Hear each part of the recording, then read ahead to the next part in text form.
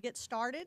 Be sure and place your cell phones, just like I didn't do a while ago, on silence or vibrate. I'm going to call the meeting to order. We're going to have the prayer by Mr. Joe Johnson of the Cowboy Church, and we're going to have the pledge is going to be Travis Stribling. So if y'all will please stand.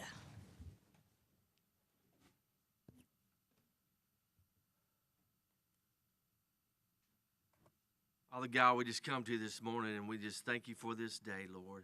And we just come together acknowledging that you are God and you're the strong one who sees and you're strong one who hears, Lord. Father, I just pray for these men and women and leaders, Lord, in this planning commission today as they come together and to make decisions and plan for the goodness of the community of San Angelo Cowboy Church, San Angelo City, Lord. And God, we just know that your word tells us that the man makes plans, but you guide our footsteps. So I pray, Lord, that you just, you guide their footsteps as they make decisions, Lord, that will ultimately glorify you and be what's best for the people of this community, Lord. Father, we just thank you for your promise where you tell us you never leave us or forsake us. We thank you for your perfect promise of our salvation in Jesus Christ. And we pray all these things in according to your will, Lord. May all the things that are done bring glory and praise to you. And we pray all this in the precious name of Jesus. In his name we pray. Amen. Amen.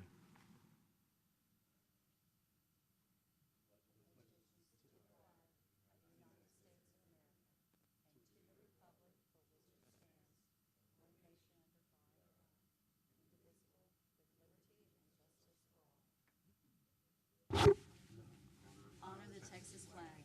I pledge allegiance to thee, Texas, one state, under God, one and indivisible. All right. The consent agenda. The commission may request for a consent agenda item to be moved to the regular agenda for presentation and public comment. Otherwise, the consent agenda will be considered in one vote. And all we have are the consideration approving the June 19th Planning Commission regular meeting minutes. Do I have a motion? So moved. Ryan made the motion. Joe seconded it. All in favor say aye. Aye. All right, 7-0. The regular agenda. Subdivision plats. The Planning Commission has final authority for approval. Appeals may be directed to the City Council. The first one, A, is the replats of Lot 15 and 16, Block 138, Fort Concho Addition. Good morning, Planning Commissioners. Jeff Fisher, Senior Planner with the City of San Angelo. Our first case today is a replat of Lots 15 and 16 in Block 138, Fort Concho Addition. It's on 0.344 acres at the northeast corner of South Irving Street and West Avenue R. Lot 15 is zoned RS1, and Lot 16 is zoned CN, Neighborhood Commercial, SMD number 3, Harry Thomas's district in the Rio Vista neighborhood. So the applicant, right now, the lots go this way, and the applicant, due to dual zoning, which is going to City Council, or has already, you've approved last month and is going to Council tomorrow for first reading, this would change the zoning exclusively to RS1. There's a house that sits on Lot 16A, and this proposed replat would essentially reorient the lines, and so that they would front onto South Irving. That'll allow them to build, the couple build a second home for their family on 16A. So that's the purpose of today. The zoning gets approved tomorrow, and then subsequent second reading would be exclusively RS1 and allow that second dwelling. It will also allow their existing home here to make expansions on the property. The proposal conforms with the city's comprehensive plan. It's designated residential in the comprehensive plan, which talks about a diverse mix of housing and more housing in this area. It's all residential around predominantly single-family dwellings. This would just be another single-family dwelling on the lot. It also meets our intent of purpose statements. It's consistent with the comprehensive plan. The applicant has requested, in addition to the plat, 2 variances. So in addition to staff's recommendation to approve the plat, we also are recommending approval of the variances. Now, in the subdivision ordinance, streets that are 36 feet wide have to be either through a replat widened 1/2 of whatever's left, or put in a sidewalk. So in this case, they would either have to widen the street by an additional 2 feet And then the developer, when they go on the other side, would also get to 2 feet to get to 40 or put in a sidewalk. The applicant has requested a variance, both from South Irving Street and from West Avenue R, which are both exactly at 36 feet. Staff believes that the recommends both variances due to the fact that the existing neighborhood is already built out. So even with the replat, if we made them put in a sidewalk or put in 2 feet, it may actually be a little more dangerous because you'd have an irregular jog. So we believe in this case the variances are appropriate. There's no uniqueness here. The area is already developed. There's limited room for replatting as it is. There would be a hardship. The improvements wouldn't provide any logical connection as there's no sidewalks or additional street widths in the area. And finally, the applicant's not proposing to vary any other provisions of the subdivision ordinance or any other applicable ordinance. The proposed replat would comply with all provisions of the subdivision ordinance except for the street width. 50 notifications were mailed out due to state statute. This is an RS1 zoning as part of a replat. We have not received any responses in favor or in opposition. So in conclusion, staff recommends approval of the replat, approval of the variance to allow South Irving Street, an urban local street, and West Avenue R, also an urban local street, to maintain 36-foot paving widths in lieu of the required 40 feet or 36 feet with a 4-foot sidewalk. And these are the summary of the approval conditions. Any questions or comments? Any questions? No, sir? Any public comment?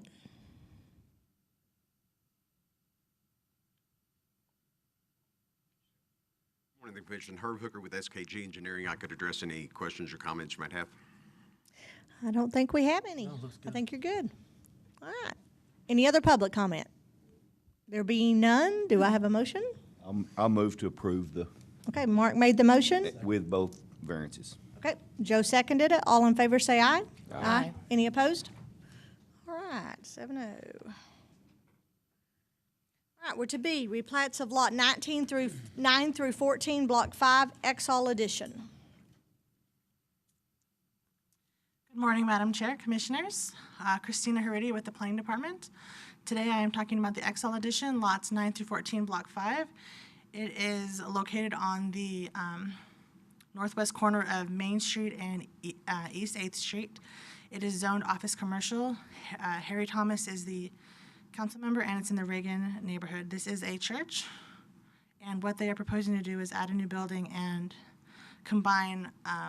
They have multiple lots. As you can kind of see here, one is shown up individually here, and they're going to combine it all into one. So this is what the plat will look like once the replat is completed, where it'll just be one large property.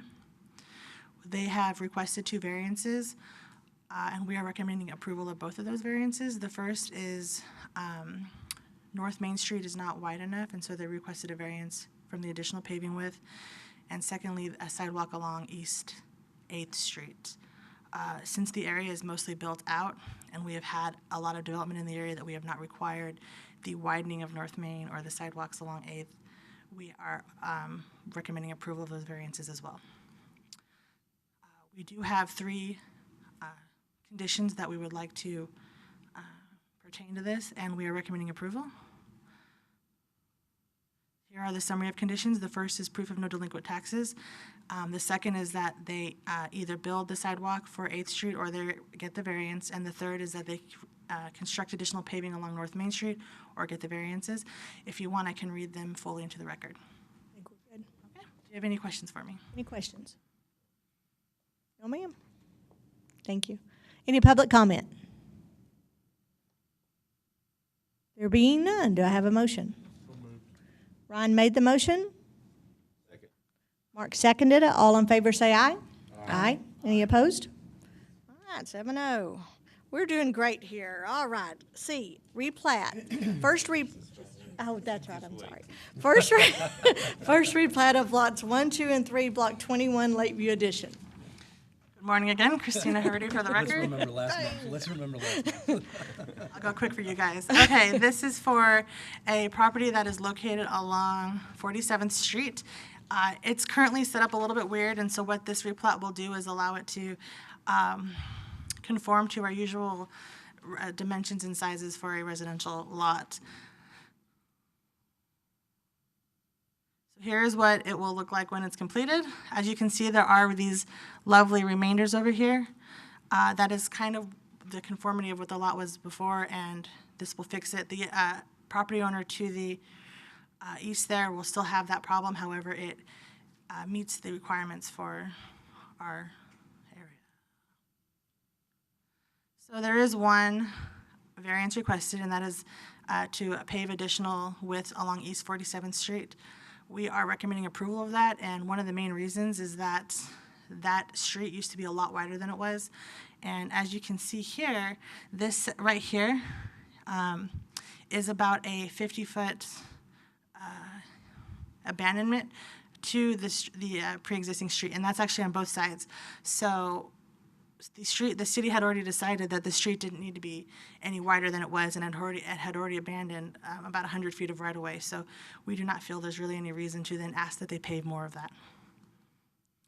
So staff is recommending approval of the plat and approval of the two variances.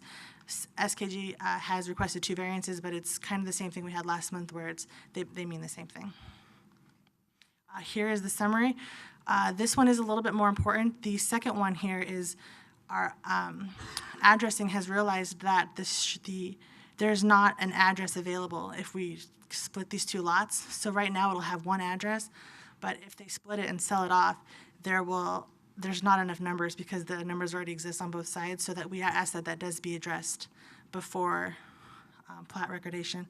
And then same thing, they either get a variance or they pave more at 47th Street. I can read those officially into the record if you would like. I think we're good. Okay.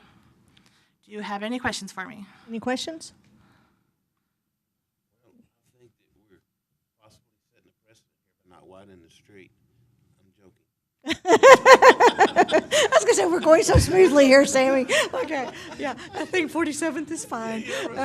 Yeah, no, that's wonderful. Okay. Very good. All right, any public comment?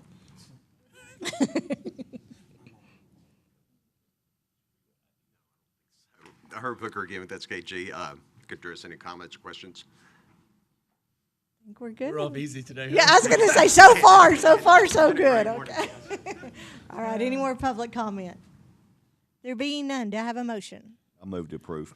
Okay, Mark made the motion and Ryan seconded it. All in favor say aye. Aye. Any opposed? All right, 7-0. Whew. Thank you. Okay, it's making me a little nervous here. Okay. Rezonings. City Council has the final authority for approval of rezonings. A, amendment to PD 12-03 Howard College, COSA. Okay, Planning Commissioners, Jeff Fisher, Senior Planner. This is an amendment to PD 1203 Howard College, City of San Angelo. The property is 49.5 acres. This is the Howard College campus, as you're familiar with. The northeast of U.S. Highway 67, frontage road in McGill Boulevard, Lucy Gonzalez's district in the Pauline neighborhood. So in 2012, the Planning Commission and then subsequently City Council approved a planned development for this area, and it set certain standards of development, what types of design, if you had a metal building or a stucco building, et cetera. And what the applicant wanted to do at the time is a small area here was reserved for metal buildings. Now that their trade school is expanding, they didn't want to be limited to this one corner. They wanted to be able to have more metal buildings in the future. A lot of their trade programs, I understand from the applicant, allows them to do apprenticeship work and things inside those kinds of buildings, so it logistically would make sense.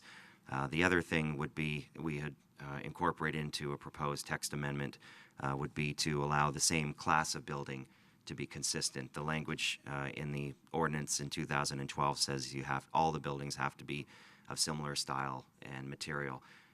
The amendment would allow all the metal buildings to be of similar style and all the stucco buildings to be of similar style. And that way, it would be easy to distinguish where the trade school area would be. So that's the subject proposal today, would be those minor amendments to the text. The comprehensive plan designates the property as campus institutional, and the zoning, as I mentioned, is planned development PD 1203. This is looking north at the West Texas Training Center building at the front of Howard College. And this is looking north at the existing metal buildings towards the back of the site. This is south towards Houston Hart Highway 67, and this is looking west. There's an existing rear parking lot over here, and there's an undeveloped area as you get further along that was part of their original campus plan. The applicant is here for any questions later. They have contemplated future locations, possibly moving them to the back and now possibly moving them towards the front southwest corner. So this would allow some flexibility to do that. This was the master concept plan approved in 2012. As you can see, everything south of here has been developed predominantly. Everything north of here has not. So one of the conditions of approval we've put in today is if they go to add buildings in the future, that they just keep updating, providing us with a revised site plan, which they can do before permitting. There's a quick overview of the two proposed amendments to the text of the PD that you all are approving today. We're making a decision on today. Number one is restating Section 6A of the ordinance. So right now, building facades shall be consistent and unified in architectural style. That will change to for each type of structure. So all the metal buildings will be similar, all the stucco buildings will be similar. The second amendment, as I mentioned before, that limited area for metal buildings will be taken off. That's approximately 3.15 acres. So now they'll be able to locate wherever they want as long as they get the approval today and provide us with an updated plan. This was the original PD 1203, so this area that limits the metal will be taken off. Our rationale for approval is as follows. Number one, it's compatible with the city's comprehensive plan. The comprehensive plan designation is campus institutional, which allows schools, institutional buildings, etc. So this would allow them to expand their trade program. Number two, it's consistent with the zoning ordinance. The amendment will maintain, as mentioned, the design consistency overall and within buildings of the same type. Number three, we believe it's compatible with the surrounding area. There's a corrections facility immediately to the west. You've got the animal shelter and a few other government and institutional buildings in this area already, so it would blend essentially within the existing campus. Number four, change conditions. At the time Howard College was instituted, things change over time, and now as the trade school starts to expand, the demand for more metal fabricated buildings in certain parts of the site for the trade school is important. There shouldn't be any effects on the natural environment, or at least not anticipated. When they come in for permits, we could look at grading and drainage and things like that at that time. Community need, we did a little bit of research. The college serves 13 counties, 29 ISDs, and there's over 2,500 full-time students already. So it's a pretty large college in the San Angelo area and beyond. And finally, the development patterns. We anticipate most of the traffic will use U.S. Highway 67, frontage road, a major arterial road that connects directly to the freeway, so no anticipated traffic issues. 17 notifications were mailed out. Staff have not received any responses in favor or in opposition. So our recommendation of the proposed amendment is to approve a plan development PD 1203 amendment modifying Section 6A to allow for building facade consistency among similar building types and to eliminate Section 7G to allow metal buildings anywhere within the site, subject to the three conditions of approval on your staff report. I can read those in if you'd like. Okay.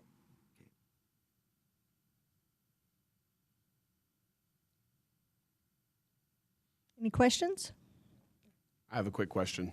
You were showing on the prior PD that there's a designation within the site for metal buildings that we're now eliminating to allow metal buildings everywhere, right?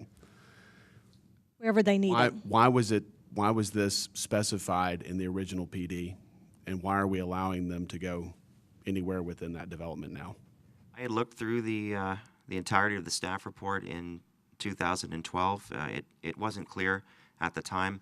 I believe I would have to say that it had to do with maintaining the design and consistency and having the buildings that would face 67 would be more prominent. And so at that time, the metal buildings were usually used for storage or accessory purposes and not for part of their own apprenticeship programs. And so I think at that time they assumed that the metal buildings would be predominantly storage and therefore should be more located towards the rear. And I think now that they're their plan has changed. This would allow the principal buildings to be metal. Okay. Any other questions? No, sir? I think we're good. All right. Do you have any public comment?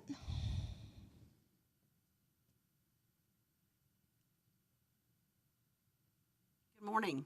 I'm Jamie Rainey, Workforce and Community Development Officer for Howard College, San Angelo. And this is Dr. Cheryl Sparks, my boss and the president of our college. Glad to have you. First, I'd like to thank you very much for considering our request to revise our master plan. You know, construction trades is really, it's huge demand in that area, whether it's electrician or plumber or carpenter, masonry work is needed, and we just don't have a lot of folks going into those trades. We do have a high school trades program on our site right now, and that is run by SAISD, and we work with the school district for that area. We need a program for adults. We need a place for the high school kids that can progress out of their program, which is more the intro, to something more advanced where they can be prepared to go into the workplace. Mike Biggerstaff, who was the past president of the San Angelo Home Builders Association, agreed to chair a Howard College committee to investigate starting a construction trades program at Howard College. Obviously, they determined there's a huge need, and that's supported not only in San Angelo, but at the state level and the national level. So what would it take for us to start that at Howard? Well, we needed lab space, and we're totally maxed out on lab space. There's not another place to construct a building. That's what you would be doing as a project. There just wasn't a space to share with SAISD. We share a welding lab with them right now. We do classes at night, and they do high school classes during the day. But we couldn't do that with the construction trades area. So it was determined that we needed a building, and we needed a metal building, actually much like the one that SAISD has right now where they do construction trades. So that's when I look at the master plan and go, oops, we can only put it in this one area. That area is completely full today. It has a very long, narrow building that is a metal building with roll-up doors all on one side and classroom doors on the other. And it houses the construction trades. It houses the Howard College HVAC program, heating, air conditioning, ventilation, and it houses automotive trades, body and auto mechanics. There's not a place to add on to the building because of the utilities that are near there. There are a lot of transmission lines that crisscross this property, a lot of down guys, and you can't get any closer to those. So when we look at that area to go, okay, can we fit it into the area that's already designated? And the answer is no, we can't. But the vision is much bigger than this one building. It's really a whole complex and an expansion of our welding program where we can do classes for adults during the day. So, and a full electrical program. All of those things would come really and more practically in a metal building with roll-up doors where you can work on projects and move those projects in and out, easy accessibility. So we went, what do we have to do to see about a metal building? So we met with Rebecca Guerrero. She was great to help me know what we needed to do. Thank goodness, because I was like, help, I see the form, I know what it is, and so what do I write where? And so she helped me really think about what's our long-term vision, and if that vision really is an entire complex, she said, we need to request that you be able to have metal buildings anywhere on the property. She was right. I was going like, okay, what if we just kept it here? No, let's do that anywhere because that gives you that flexibility for the future. And Jeff Fisher did an awesome job of putting it all together and having the pictures for you. All of our metal buildings now, they all match. They're all the cream color, the light stone. Really, we've done that on purpose, so there's really a transition from one to the next, and it's very smooth. It's all the same color. But we really didn't want a metal building that we had to put a brick and rock facade on to make it look like the other buildings that we built most recently. So, thus, the request to you today.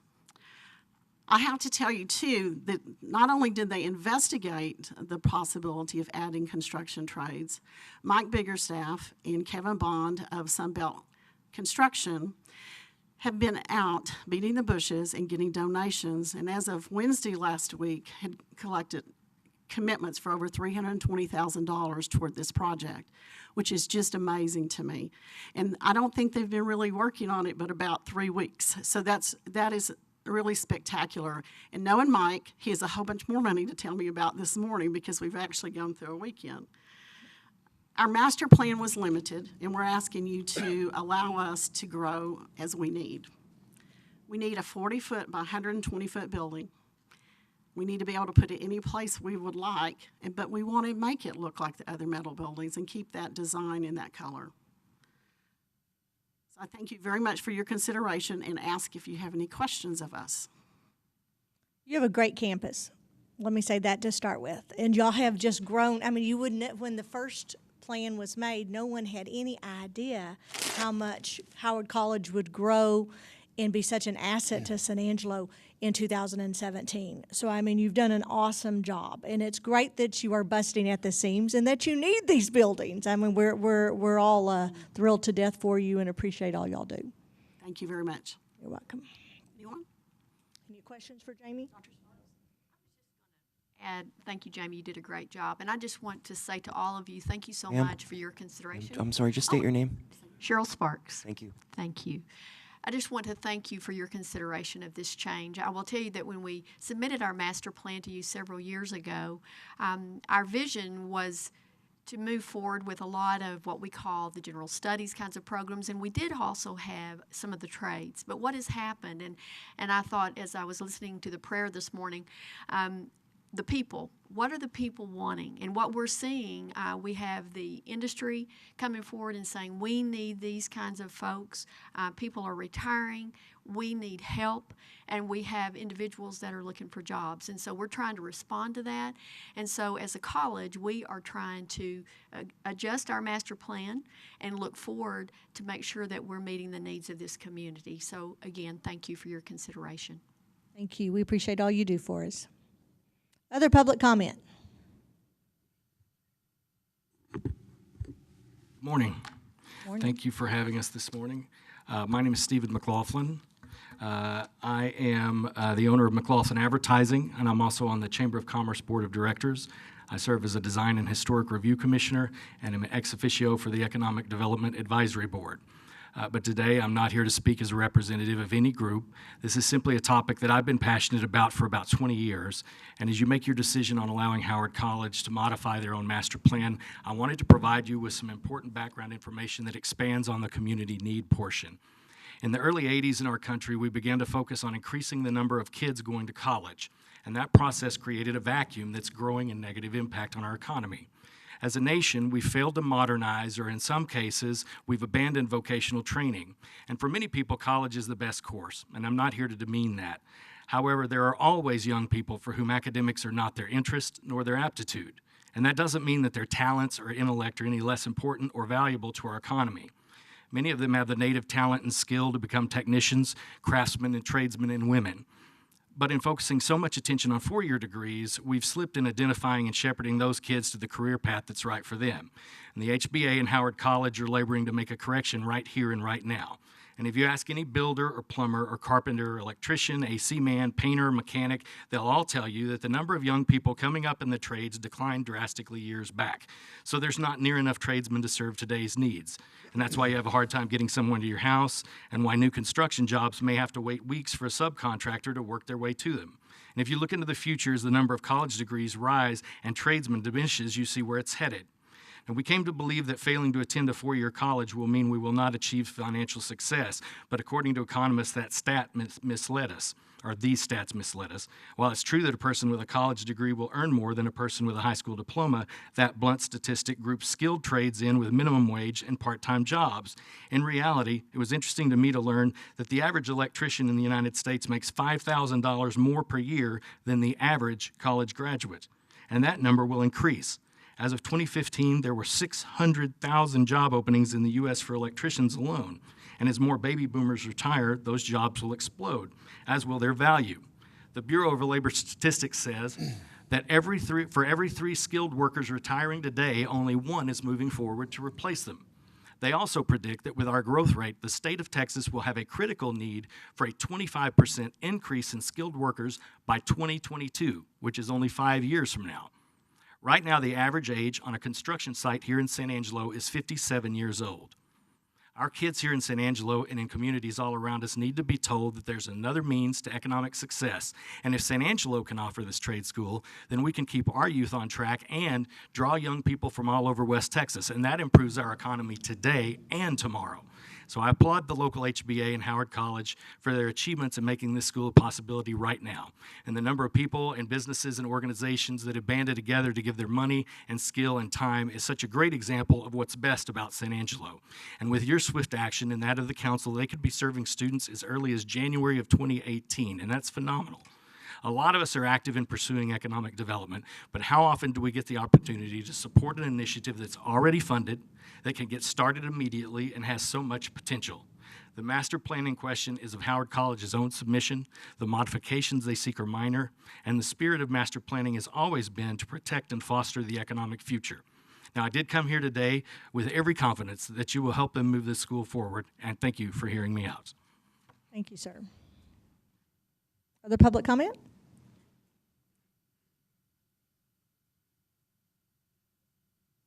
Good morning, everybody. I'm Brenda Gunter, and I'm here in support of approving the information as just presented. Obviously, after the comments from Jamie and Dr. Spears, as well as Steve McLaughlin, I don't think there's much for me to add to the conversation, except to say I think this is one of the most exciting things that could happen in San Angelo.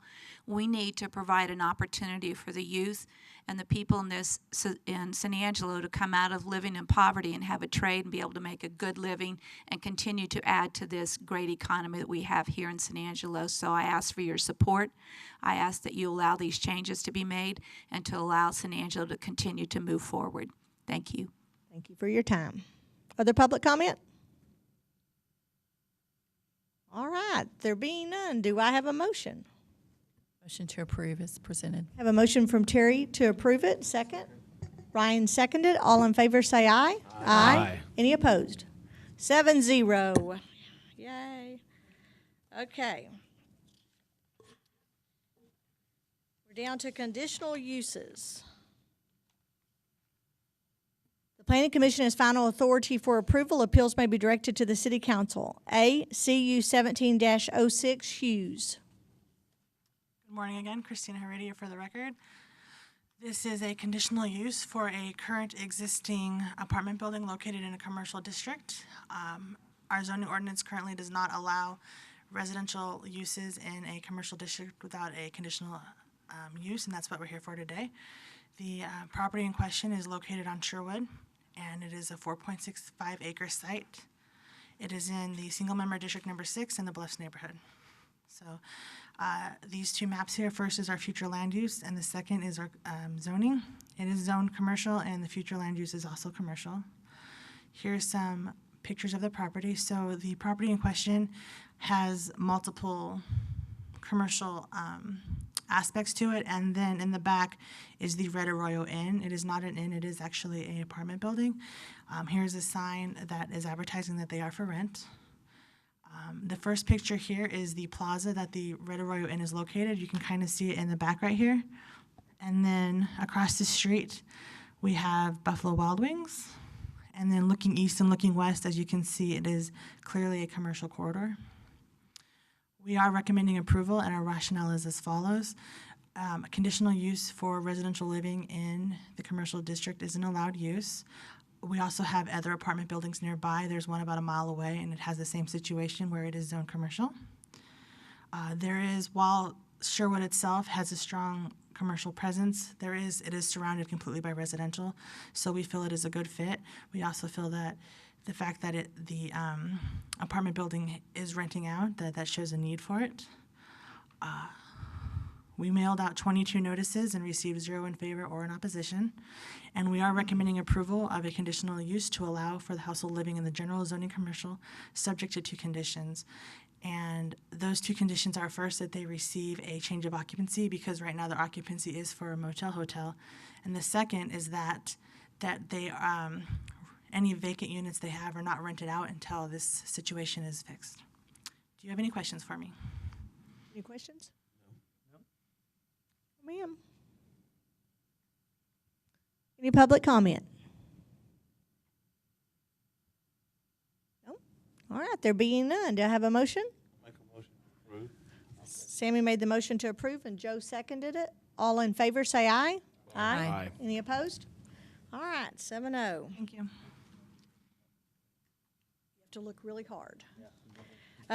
hidden. Next is the text amendments. A, public hearing and consideration of a text amendment to the Land Development and Subdivision Ordinances, Chapter 1, General Provision, Section 4, Variant Subsection C, appeal to the City Council, which would allow the planning director or director of public works to appeal variances granted or denied by the Planning Commission to the City Council.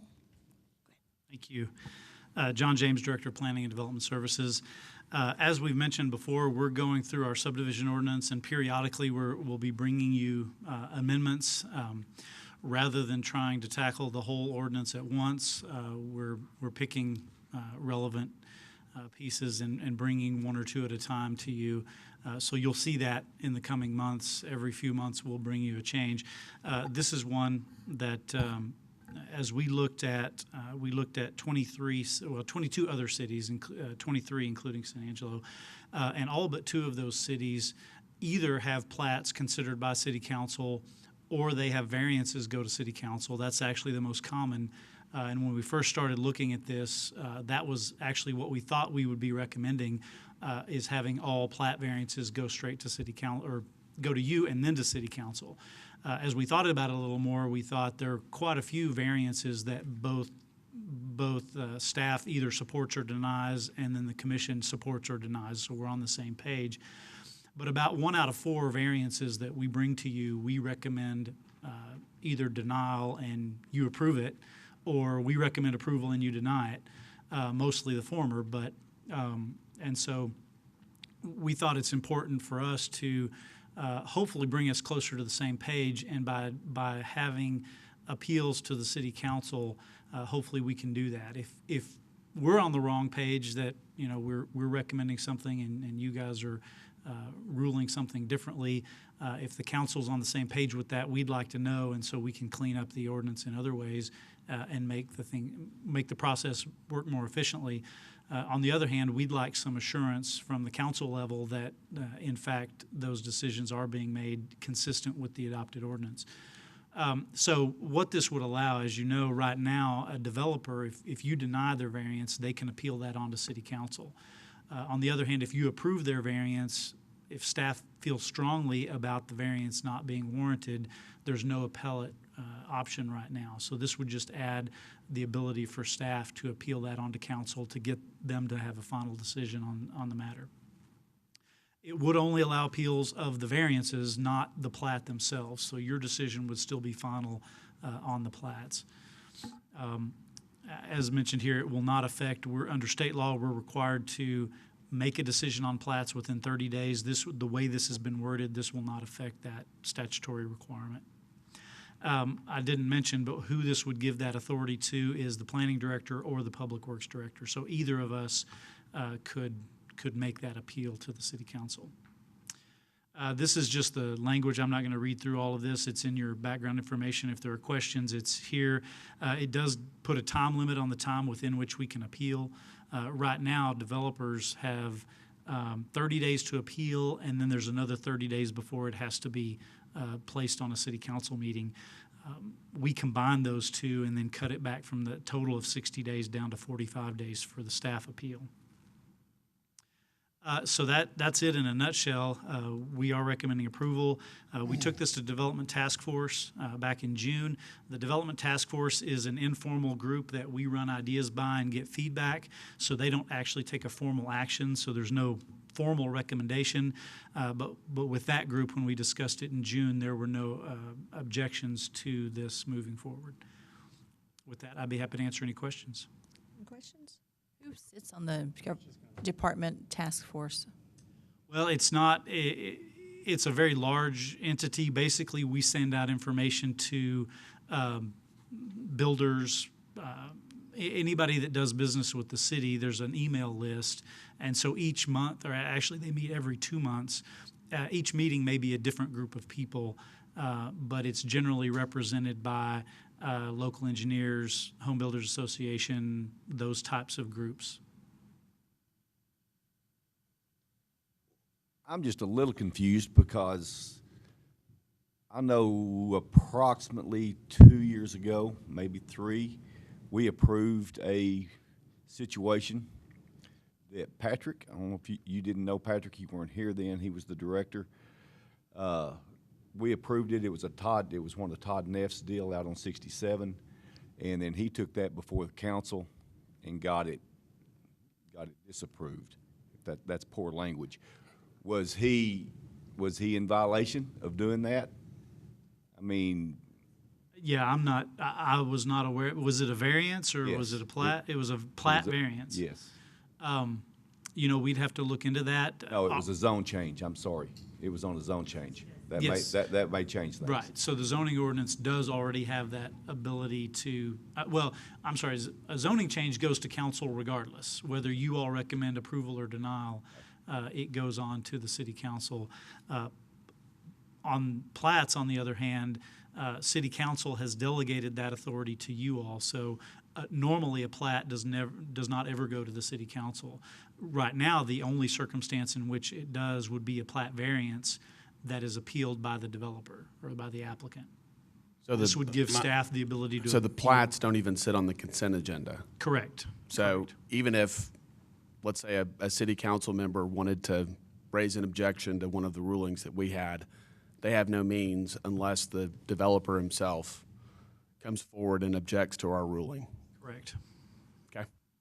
Well, correct me if I'm wrong, but it was my understanding that what we're here for is to try to do some of the footwork for the council so that they don't have to see and do due diligence on all the things that we do. I mean, we make recommendations there, and it just has an underlying tone to me that I know that lately there's been some variances approved that staff didn't like. And it just looks like that now, if we approve this, that if you like what we do, everything is cool. If you don't like it, you can say, no, we don't like that one. So then why are we even dealing with it? That's my question. I mean, that's just the way it is. I mean, why didn't it go straight to council? You can tell me if I'm interpreting this wrong, but. Well, in most cases, what you do already is you're a recommending body to city council. So most of the things that you consider go on to city council for a final decision. So you make a recommendation to them, digging into the details, and they rely heavily on your input. In plats, they have delegated you that authority. But with plat variances, I think, again, of the 23 cities, 21 of them have plat variances go to city council either every time or option for appeal.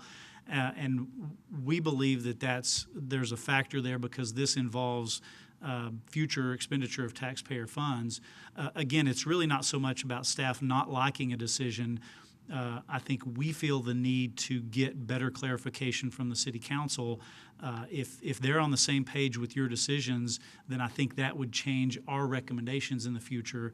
I think we feel like the staff and the commission are butting heads more than we need to, and so we'd like to seek that direction from council so that either we can get on the same page as you or you can get on the same page with us, whatever the case may be, on a case-by-case basis.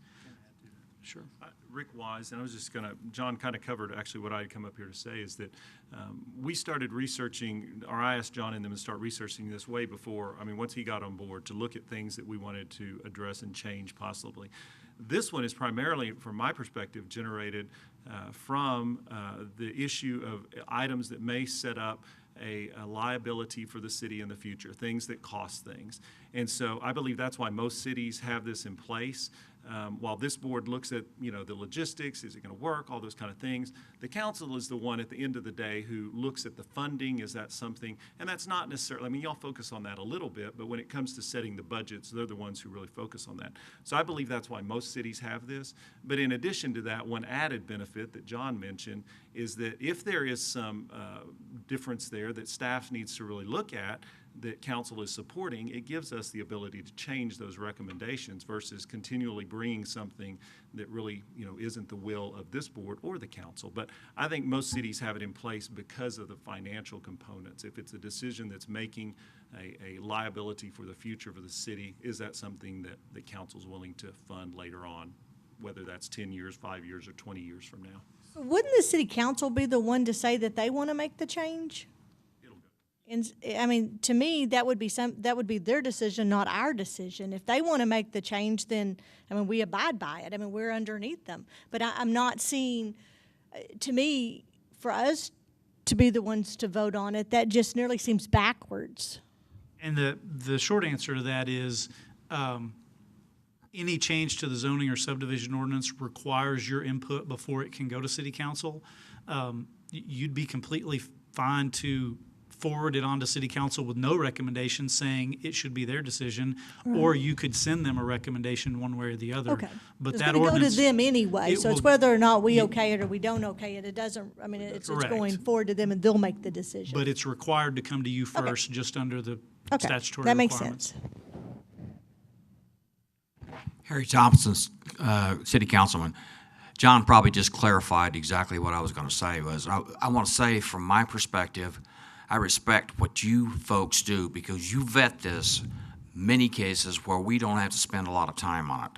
But the bottom line is in this particular case, I think there are times that your hands are tied, and sometimes you make decisions that puts the city at risk financially for future items.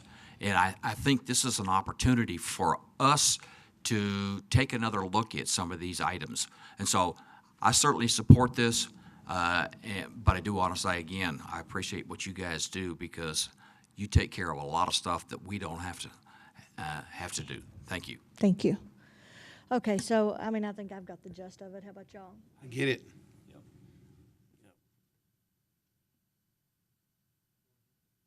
I've got the gist of it. So do we want right. to do you want to make a motion and send it, or you just want to forward it on? I'm inclined to just send it on. Send it on to Let them Okay, do you wanna decide. do we need to make a motion on that? Is that what y'all? We just send it to them and let them make the decision. Okay. Do we need to make a motion? Okay. So Travis, you want to make the motion? Yes, that would be a motion to forward it on to city council without a recommendation. Right. Okay. Do you want to make the motion? I'd like to make a motion that we forward this to the city council without recommendation. I'll second. Okay. Ryan seconded. All in favor, say aye. Aye. Aye. Okay. 7-0. Ryan. Okay, B, public hearing and consideration of a text amendment to Chapter 12, Planning and Development, Article 12.03, Manufactured Homes and Mobile Homes, Division 2, Code of Ordinances, and Chapter 12, Planning and Development, Article 3 of Exhibit A zoning ordinance, which would allow manufactured homes to be placed on residentially zoned properties with additional developmental standards. Thank you. Again, John James, Director of Planning and Development Services. You may recall at a previous meeting, a gentleman came to you asking for a mobile home or a manufactured home to be placed on a site replacing an old mobile home. Your recommendation was to deny that. It went on to City Council. They ultimately approved it. However, they asked staff to come back and bring an ordinance amendment to allow for the case-by-case consideration of a manufactured home in a otherwise single-family residential area. Just briefly, the history, prior to 2000, that was allowed. Any property owner could come seek a special use approval to place a manufactured home on a lot otherwise zoned not for mobile homes. And in 2000, the council created a special zoning district specifically for manufactured and mobile homes and took away the ability to apply for that special use. And that's one of the reasons you may recall that we recommended denial of that manufactured home in that particular case. And then in 2014, they created another district for mobile home, manufactured home parks, also setting aside basically a segregated area where manufactured homes and mobile homes could be located. But the general idea since 2000 has been that manufactured homes and mobile homes should be located in a community of those types of homes, but not placed in the middle of an otherwise single-family site-built neighborhood. So what this amendment would do is basically go back to that pre-2000 standard, which would allow on a case-by-case basis the Planning Commission to recommend and the City Council to approve or deny a manufactured home to be placed in a residential district throughout the city. One thing we went ahead and we looked at because of your discussions and the council's discussions on modular homes, you may recall that we included some provisions on ensuring that the value of that home would not detract from the value of the surrounding area. So we included, this is just noting that it becomes a special use in those residential districts. Kind of getting ahead of myself. Let me come back to this one. So we included some of those standards that we also had for modular homes, basically saying that the median value of the surrounding homes, the manufactured home being moved in, would have to be at the median value or higher. So it couldn't lower the value of that property in relation to those homes within a certain distance. Go back here. And so one thing we wanted to bring up, what we've recommended to you is to make this a special use. And what that means is that it always comes to the Planning Commission and City Council for a final approval. An option you might consider is making it a conditional use, which means it would only come to the Planning Commission unless it's appealed. In this case, it could be appealed either by the applicant or by staff in either case. But I think one of the benefits of that would be if you approve it, then unless either staff or the applicant appeals, it doesn't have to go on to City Council. Our understanding of what the council's direction was is they wanted to see each and every one of these, and so that's why we recommended it as a special use. Depending on how many of these they get, they ultimately may decide, well, maybe we don't want to see each and every one of these, but we've not seen a lot of these, so again, our recommendation is for the special use. It does create a little bit of a longer process for the applicant. There are a few differences in terms of, in both cases, we mail out notifications, but for conditional use, there's no advertisement in the newspaper, and we don't put a sign out on the property. But other than that, the main difference is, in one case, it would go to City Council every time. In this conditional use case, it would only go to City Council on appeal. Want to mention this one. In any case, a new manufactured home on a single-family property would have to be skirted and securely fixed to a permanent foundation. In a mobile home park or a mobile home subdivision, that's not always the case. There are ways to tie down or anchor manufactured home without placing it on a permanent foundation. And so this would add that requirement for a permanent foundation if it's placed in one of these single-family neighborhoods. So we are recommending approval of the amendment to the zoning ordinance that would allow manufactured homes on a case-by-case basis through a special use. I'd be happy to answer any questions. No questions, but I like this. Had this been in place, I would have been able to vote for that gentleman. I also would prefer it to be a special use instead of a conditional use, just from the standpoint, I think council, if they want to know about this, I think they need to have the opportunity. And secondly, I think it's good that the neighbors around that area have the opportunity to see and hear what's going on around them before we vote on that. So I would move for this to go as a special use. Makes more sense. I mean, last time it was, because the man was putting a better mobile home than he already had, but it didn't meet the guidelines, so I think that's great. Any other? I personally think this is a bad idea. Horrible. Oh, do you? I do. Okay, I so don't, why? I think that the ordinance that was passed in 2000 was done to protect single-family owners, and I feel like this is opening the door to a hornet's nest of problems. It's going to become the wild, wild west. And I don't want to be a part, I think it's a terrible idea. I don't think that mobile home parks should be allowed in single-family residential zoning. Well, we're not talking Not a about park. This is Not to a park. replace. We're talking about one unit at a time, looking at it one at a time. I understand. Gives us the ability to reject it if I that's. And I if we see that understand, coming but up. the ordinance that we have in place already rejects it outright. Is that correct? Unfairly And I'd like to rejects keep it that way. because of the deal like last month. That guy was improving his neighborhood. That's a very rare hardship It case is. with an It is existing very mobile rare. home. And I'd rather see the course of action that case went through, and the hardship and difficulty that he had to deal with to get an approval than to allow it to come up here as frequently as I really fear that it could be. So And he did get I'm approved opposed. last time? He did. Yeah, he got The city approved. council, yes. I feel, though, that with the stipulations that are on there, as it has to be value of the same surrounding homes or better. I understand that, but the problem is that there's scientific evidence, there's proof that mobile homes depreciate when they're put on land. Single-family homes don't necessarily depreciate. So you could pass this test and put a beautiful manufactured home or mobile home, whatever, on a lot, and in a couple of years, it's going to fail the test. It may fail the test within 6 months.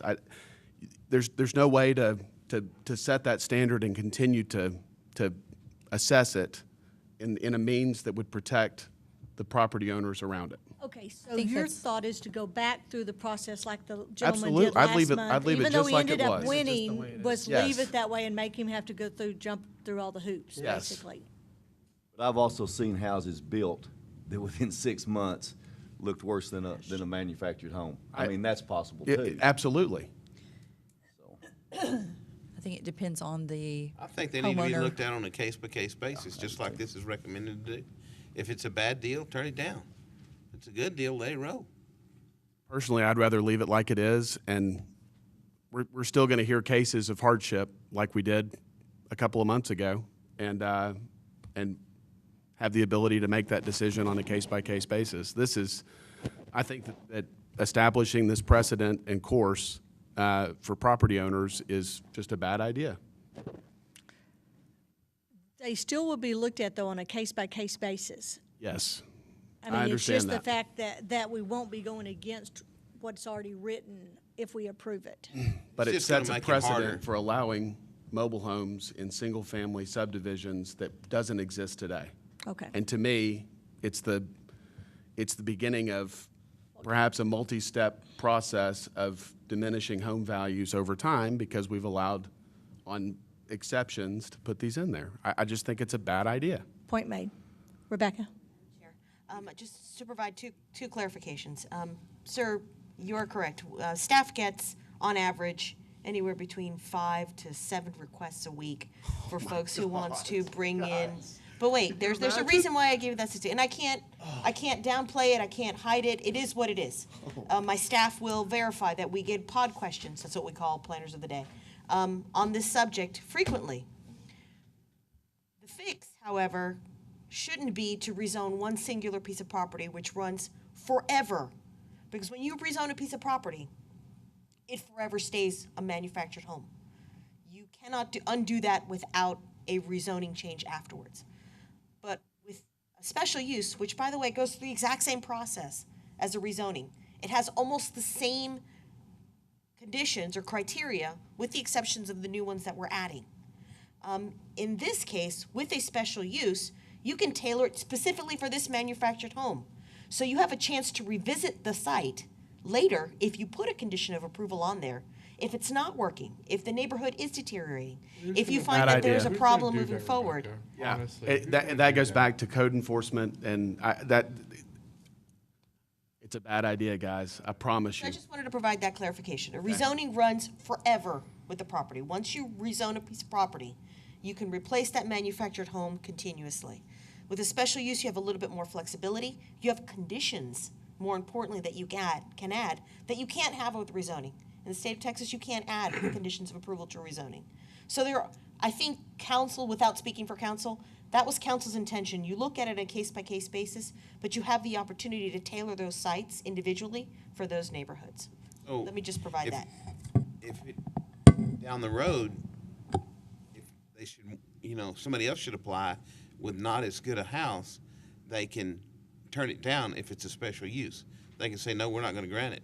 But if we leave it the way it is, that's not the case. It can be, if I understand you right. If the process is left in place and you have the ability to rezone individual parcels, then yes, it runs with the land. And as long as they meet the current requirements of the zoning ordinance and Chapter 12, which is a different section, then it can remain in perpetuity.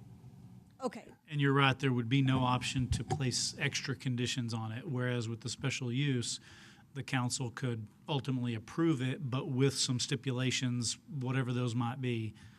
Okay, so Travis, I think this is We're not going to go back. We're not going to go back and hear all the cases of existing lots that have mobile homes on them because of this ordinance, are we? No. So what's in place is done. We can't change it. What we're doing, though, I think, is opening ourselves up to a lot of cases every month where people want to put mobile homes in neighborhoods, and I think it's a bad idea. I think it diminishes property values over time. And I don't think that any citizen in this community would support that if they knew that there was a chance that a mobile home would go down at the end of the block and that the city would be responsible for making sure that it maintained whatever the value criteria that you guys are trying to set. It's just such a bad idea that I can't support this. I think this came from city council for them to, they asked staff to look at this and to bring something to us because of the way that last one went with the One gentleman. case. Right. An That is existing one mobile case. home. Yes, and you're interrupting me. Sorry. So with that, with the staff, with council asking staff to do that, this is something that they feel very strongly about, that they feel that there is a need for it. So I think we still need to discuss this and figure out exactly what would be best. And let me just add that you all could make changes to this recommendation however you want to recommend it to council. So for example, if you think this should only be considered when there's an existing mobile home that's being replaced with a new one, but not a vacant piece of land or a piece of land with an already site-built house, Okay. that would make sense. That was my next question. That would make Is this sense. for existing That's not or what is this for- ordinance says. Right, but if we completely- amended that's it. correct. Okay. You have the Yes. ability to amend it in ways Okay, like that that would if make sense. that's the direction. To me, that's a whole different conversation, and I would support something like that. But an open ordinance to development like this is not a good idea. All right, I think we agree on what to recommend, right? Yes. Okay, so. You want me to amend my Yeah, motion? Yes, would you please? So then I will approve this to go with a special use on an existing mobile home that's already on a property. Am I wording that right? But a vacant lot is The not part ability of to this. apply for a special use Right, permit the for a ability new to one apply. if one's already there. There you go. Is that what you mean? Yeah. Okay. What do he I- said. All right, do I have a second? Second. Terry seconded. All in favor say aye. Aye. Aye. Any opposed? All right. Begrudgingly, it was 7-0. All right, let's move on to the public hearing in consideration of a text amendment to Chapter 5, Business and Commerce, Article 5.02, Alcohol and Beverage Regulations of the San Angelo Code of Ordinances, which would introduce a minimum 300-foot separation for the sale of any alcoholic beverage, liquor, beer, wine, or vinous liquor from a religious institution. Good morning, Rebecca Guerra, Planning Manager. You have seen this before. We saw this in November of last year when I brought it to your attention. And we actually had a member of the public, a pastor, who had asked for us to look into this. This had to do with the states. In state statute, it says that municipalities and counties have the ability to add distance requirements from existing venues that sell alcohol to churches, to public schools or public hospitals. And I had brought to you this exact verbiage that comes from the state. And so you see right there that it says that we can limit the distance, or we can require a distance of a minimum of 300 feet from a church. And so I did some research last time, and I bring it to you again, of cities that actually do that within the immediate area. And it didn't matter what city I clicked on, that city had the exact same verbiage that the state had for the distance between churches or religious institutions and venues that sell alcoholic beverages.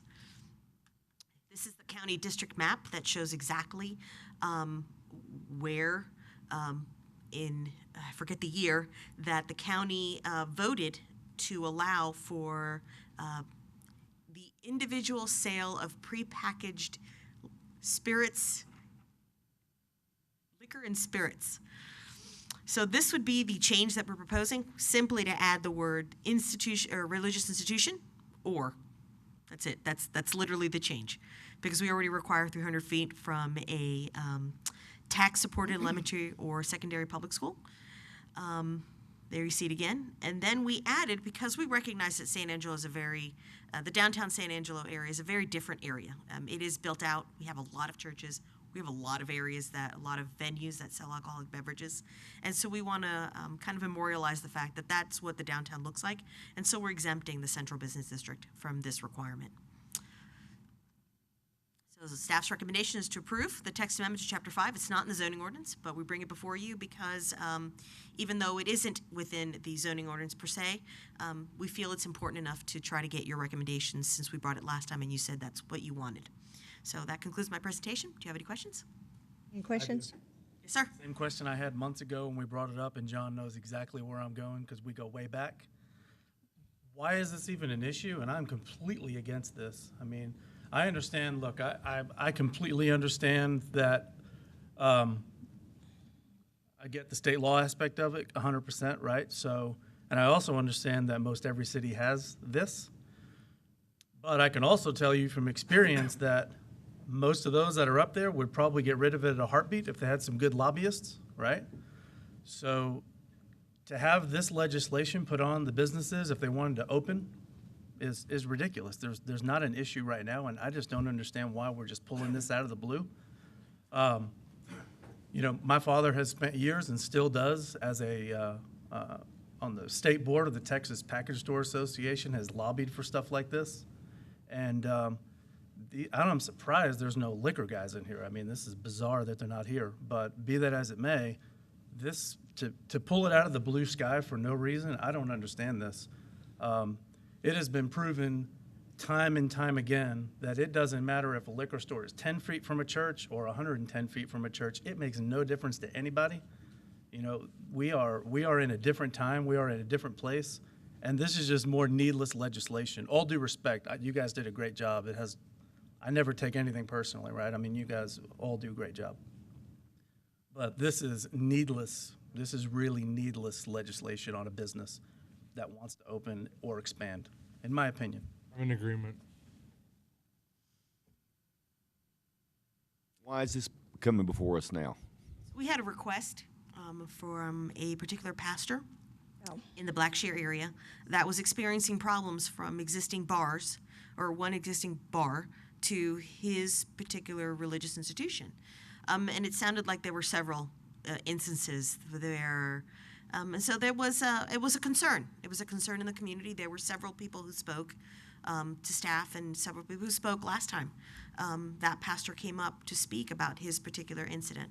And so the only thing that staff is doing is proposing the exact same language that the state says that we can ask for, Right. with the caveat that it not be applicable to the central business district. If you don't think it's appropriate, then If I may, in my opinion, I'm not trying to filibuster this thing, but we and the city, in any situation, are not responsible for changing somebody else's behavior, right?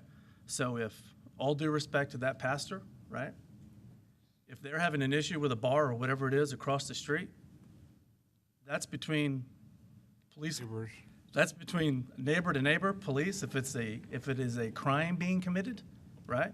If it's an act of vandalism or whatever it is, that is between our great cops and those two business owners, right? The church and, sorry, did I just call it church a business? So that is between the church and that is between that particular bar, right? And the cops, if there's a law being broken. But if not, we are not up here to to hold the public accountable for acting right. You know, it is not our responsibility to say, hey, they're leaving broken beer bottles, or they're doing this, or they're doing that. You know, I remember the situation, right? I won't go into it. I think we all remember it. But that's not on us, and that doesn't mean that we're going to go start passing legislation on these businesses that want to open and or expand, because there might be a very, very small percentage of the patrons of that business that are not acting right. We're not here to change behavior, in my opinion. How does this change for a small church that uses a hotel's ballroom, or a pop-up church who might want to use, you know, there's a couple of small churches along Beauregard, and there's bars within 300 feet of those. So I think I agree. It's been proven it does zero. It This literally has does no zero. legitimate. So is this going to cause those businesses to have to shut down? No, sir. This is, in those cases, it would become effectively legally non-conforming. So as long as the use didn't discontinue for 12 months, they would be allowed to continue or be replaced with another bar or another venue that sold alcohol. It was just an individual that came and asked this to be It's done. new ones. So Did we don't not, have to. in the past, No, it's was way there too not much. an ordinance of some type that had, that recommend, or that prohibited? I know where the Greek Orthodox churches, there was not Greek Orthodox, I'm sorry, the Jewish synagogue on Beauregard. It was built when Albertsons built the convenience store across the street. At that time, they could not sell alcoholic beverages in there because of the distance to the synagogue. So this is all tied to the licenses which a venue can receive for the type of packaged liquor sales that they would do, or the individual sale. So it's dependent on the type of license. This would affect all licenses that would be within 300 feet of new venues that would be within 300 feet of churches or tax-supported elementary or secondary public schools. And the elementary and secondary public schools are already part of it. already there. So all you're asking is to put the religious institutions Literally in. just add religious institution with exempting central business district. Sounds like A that's not concern of very mine is No, it's that silly. if a new church comes in and they build next to a package place, is that going to shut the package place No down way. that was No, already sir. there? Those would be not. legally No way. See non-conforming. what I'm saying? No way. So everything that's in existence today would No, I'm saying continue in to the have future. that protection. I know, but in the future, if a church decides to build within 100 feet or 200 feet of a package place that was already there, then Even then, they would still they would still remain as a legally non-conforming. They would become legally non-conforming the instant that the church opened. They can build a church, but the package place can't build near a Right, church. that's what I'm Correct. saying. That's what I'm trying And to say. if that was to happen, if that liquor store decides that they're going out of business, then another liquor store will not be able to go there and open, because now that church is If there. it's 12 months. They would be if it hadn't Exactly. ceased for 12 months. So, anyway, I think it's ridiculous. I mean, I think the entire thing is ridiculous, first of all, because show me a liquor store across the street from elementary school. Show me why that store shouldn't be there. Is that fourth graders coming in to buy a bottle of Jack Daniels? It's never happened in history and never will, right? I mean, it's just ridiculous. Let's not add to it. It's asinine. Would you like to make a motion? Yeah, I'll make a motion to deny. I'll deny this thing all day long. Absolutely. Okay, so Joe made the motion, Ryan needless legislation. seconded the motion. Needless legislation on All some in favor of rejecting it, say aye. Aye. Aye. All those against rejecting it, say aye. Aye. Aye. All right, so we're going to have 4-3. It's going to be denied. Can you tell I was Against that raised in the side. liquor business? Yeah, sure can. All right, Hey, it pay for my is 10:14. The next meeting for the Planning Commission is tentatively scheduled to begin at 9 a.m. on Monday, August the 21st, in the council chambers of the McNeese Convention Center. Do I have a motion to adjourn? Actually, I did have a couple items to mention on the director's report. Okay. I wanted to introduce a new staff member, Hillary Bucher, is our Very nice to newest- meet you. Newest planner. At a previous meeting, we introduced you to one of our interns, Kat. Today, I was going to introduce Seth. Our other intern was here sitting back there. but I guess he had to step out. We also have a teacher, a geometry teacher from Lakeview, Jaime Jimenez. He will be in our offices this week, and we will hopefully be finding ways that geometry applies to our jobs, and he can take that back and teach it to his students. Great. Last thing I wanted to mention was just a reminder of the new staff reports. If you have comments, changes you'd like to see in it, let us know. But that's the model we're working with. I like it. Moving forward. Yeah. Very good. All right, now do I have have a motion to adjourn? Motion to adjourn. Terry made the motion. Second. Travis second. All in favor say aye. Aye. We're adjourned.